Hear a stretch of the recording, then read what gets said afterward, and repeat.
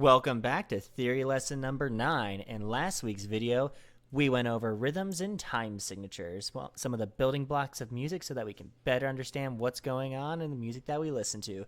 In today's episode, as the title suggests, we're going to be going over secondary chords. First of all, we have to define what is a secondary chord in the first place. You have your primary chords, 1, 2, 3, 4, 5, 6, 7, 1, in each scale. The way we define whether it's primary or secondary is a primary chord happens in the scale naturally. A secondary chord, or specifically a secondary dominant chord, is a dominant chord that exists outside of the key. So let's take a look at the piano in front of us. So right here we have a C major, D minor, E minor, F major, G major, A minor, B diminished, and a C major. All of the natural chords existing in the C major scale, except from the sevenths. So those are all primary chords. That's well and good. It'd be the same way in minor if you take a look here. Okay, so the second thing to note about secondary dominant chords is, as the name implies, they're dominant. Just like how the 5 chord always pushes back to the 1 chord, a secondary dominant pushes to another chord. Now let's take a look back at our C major scale of chords. So if the 5 chord wants to push back to the 1 chord because it wants to fall, the G from the G major chord wants to fall down to C, the B wants to rise up to C, and the D wants to rise to E. How would we get a secondary dominant for a G chord? We'd have a D major chord. So it would look like so. And the way you would notate that would be 5, 7 of 5. Now, secondary dominants can be on any chords.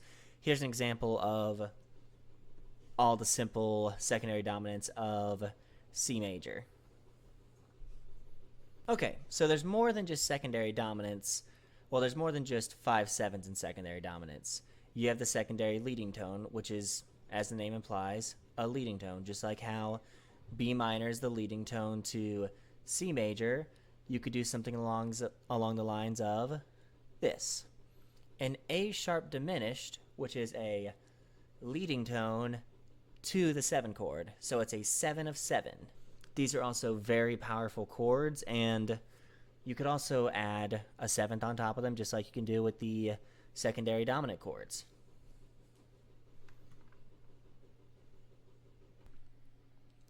Okay, so I want y'all to try to analyze along with me. We have a G, a G, a G, a B, a D, and an F. That sure as heck looks like a G dominant 7. And that's pretty much the chord for the whole measure. What was this one? A C, an E, a B, an E? Well, that looks like C major. Then right here we have an A, an F sharp, so F sharp A, C, F sharp A, C. And there's a D right there. It's not as strong, but we're just going to consider it that one. And D7's not in our key. I'm willing to bet right now that's a 5 7 of 5. So let's take a look over here. We have a G, a B, and an F. We have a 5 7. G7, which is our 5 7. Good example of a secondary dominant.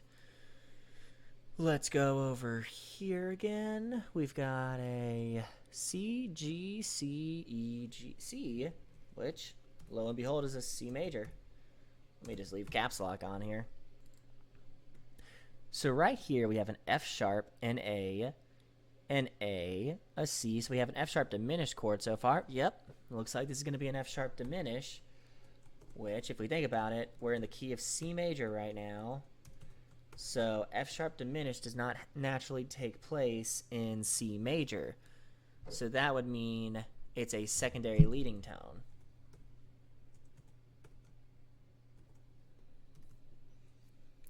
And what does F sharp want to push up to? G. So it's a 7 of 5. But just to be certain, let's check right here.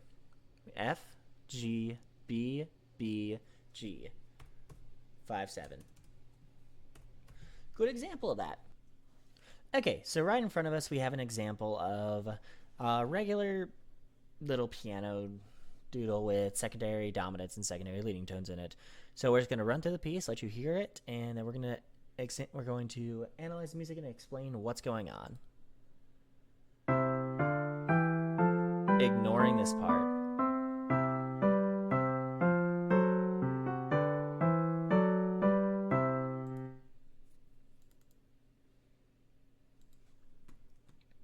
Okay, to start with, we have a C major chord, which is our 1 chord.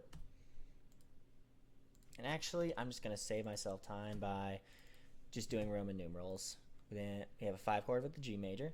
We have a 1 chord right there. We have a F, F, C, F. That is essentially our 4 chord, just minus the 3rd. In this instance, I will say that is definitely a 4th. Or that's definitely a 4 chord. Next, we have an F sharp, an A, and a C, which is a diminished chord. Guess what? That is F sharp diminished, which is a 7 of 5. And just to be certain, let's see where it goes. It goes to 5. Then we have the 1 chord, followed by a 5 of 5, which, let's make sure it's still a 5 of 5. There's a 5 there. Yep, I was right. And we have a 1 chord.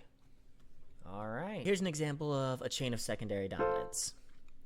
First, we have a A7, followed by a D7, followed by a G7, followed by a C7, which ends on a F major chord. So, here we go. And you can just keep having that go on to infinity.